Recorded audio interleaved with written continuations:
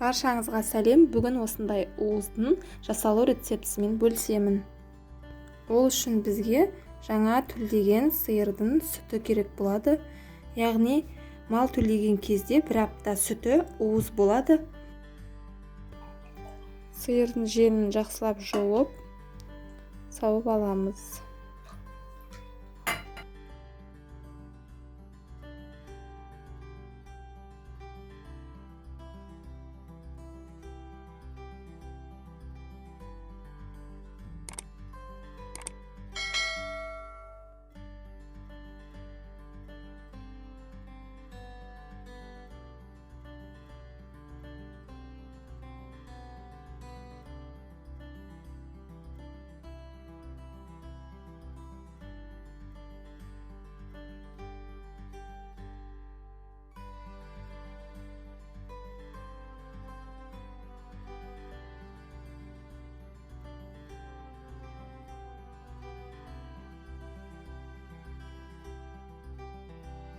Сауып алған уызымызды ыдысымызға құйып, дәміне қарай тұз, қант салып, жақсылап араластырамыз.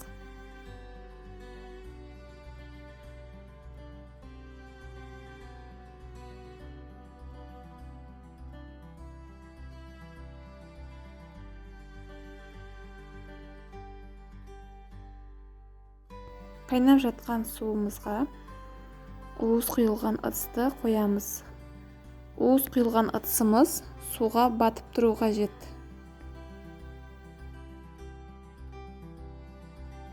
Қақпағын жауып қайнатамыз. Қайнап жатқанда уызымызды осылай шанышқының көмегімен тексереміз қатқандығын.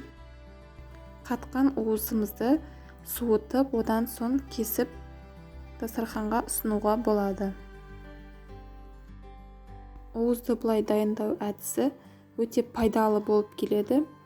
Барлық дәрумендері бойында сақталады. Видео ұнаса, лайк басып, комментарий қалдыруды ұмытпаңыз. Сіздермен болған балауса, баршаңызға ас болсын.